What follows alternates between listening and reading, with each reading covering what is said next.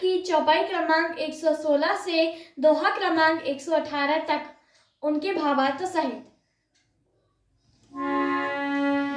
निज भ्रम नहीं समूझहि अज्ञानी, प्रभु पर मोह धरहि जड़ प्राणी।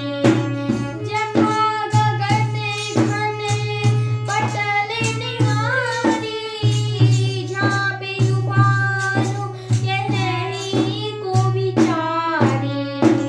चितबे लोचन अंगुली लाई, प्रगट जुगल शशि तेहि के भाए।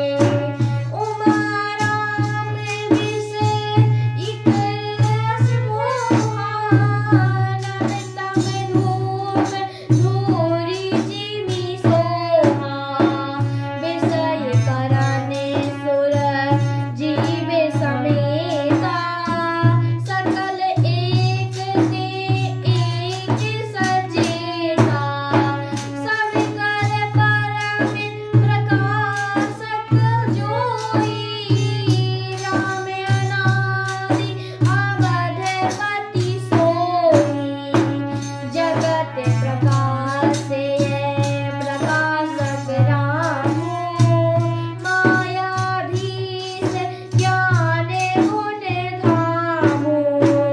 जासु सत्यता जे जड़ माया, भास सत्य इव मोह सहाया। मंगल भवनीय मंगल हारी, देवौ सोदसी रथ अजर बिहारी। राजति सीप महु घास जिमी, जथा भानु कर बारी।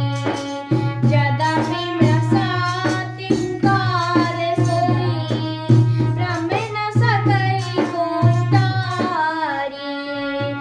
मंगल भवनीय मंगल हारी, देवौ सोदसी रथ अजर बिहारी।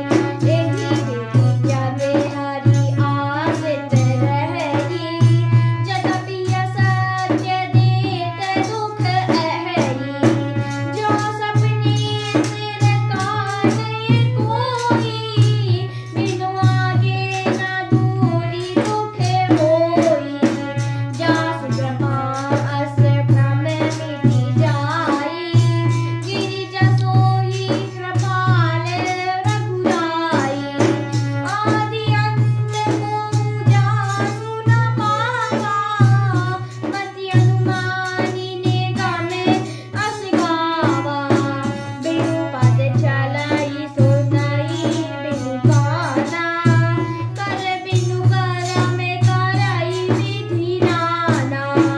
आनंद रहित सकल रस भोगी, बिनु बानी वक्यता बड़ जोगी। तन बिनु बरस नयन बिनु देखा, ग्रही घ्राण बिनु बास अशेषा। असि सब भांति अलौकिक करनी, महिमा जासु जाई नहीं बरनी। मंगल भवनीय मंगल हारी, देवौ सोदसी रथ अजर बिहारी। जेहि इनि गावहि वेद बुधा, जाहि दीन धरहि मुनि ध्यान। सोई दशरथ सुत भगत हित, कौशलपति भगवान। मंगल भवनीय मंगल हारी, देवौ सोदसी रथ अजर बिहारी। अर्थात अज्ञानी मनुष्य अपने भ्रम को तो समझते नहीं और वे मूर्ख प्रभु श्री रामचंद्र जी पर उसका आरोप करते हैं। जैसे आकाश में बादलों का पर्दा देखकर कुविचारी यानी अज्ञानी लोग कहते हैं कि बादलों ने सूर्य को ढक लिया, जो मनुष्य आंख में उंगली लगाकर देखता है उसके लिए तो 2 चंद्रमा प्रकट यानी प्रत्यक्ष है। हे पार्वती, श्री रामचंद्र जी के विषय में इस प्रकार मोह की कल्पना करना वैसा ही है जैसा आकाश में अंधकार, धुएं और धूल का सोहना यानी दिखना। आकाश जैसे निर्मल और निर्लेप है, उसको कोई मलिन या स्पर्श नहीं कर सकता। इसी प्रकार भगवान श्री रामचंद्र जी नित्य निर्मल और निर्लेप है। विषय, इंद्रियों के देवता और जीवात्मा ये सब एक की सहायता से एक चेतन होते हैं, अर्थात विषयों का प्रकाश इंद्रियों से, इंद्रियों का इंद्रियों के देवताओं से और इंद्रिय देवताओं का चेतन जीवात्मा से प्रकाश होता है। इन सब का जो परम प्रकाशक है अर्थात जिससे इन सब का प्रकाश होता है वही अनादि ब्रह्म अयोध्या नरेश श्री रामचंद्र जी है। यह जगत प्रकाशीय है और श्री रामचंद्र जी इसके प्रकाशक है। वे माया के स्वामी और ज्ञान तथा गुणों के धाम है, जिनकी सत्ता से मोह की सहायता पाकर जड़ माया भी सत्य सी भासित होती है। जैसे सीप में चांदी की और सूर्य की किरणों में पानी के बिना हुए भी प्रतीति होती है, यद्यपि यह प्रतीति तीनों कालों में झूठ है, तथापि इस भ्रम को कोई हटा नहीं सकता। इसी तरह यह संसार भगवान के आश्रित रहता है, यद्यपि यह असत्य है तो भी दुख तो देता ही है। जिस तरह स्वप्न में कोई सिर काट ले तो बिना जागे वह दुख दूर नहीं होता। हे पार्वती, जिनकी कृपा से इस प्रकार का भ्रम मिट जाता है वही कृपालु श्री रघुनाथ जी हैं, जिनका आदि और अंत किसी ने नहीं जान पाया।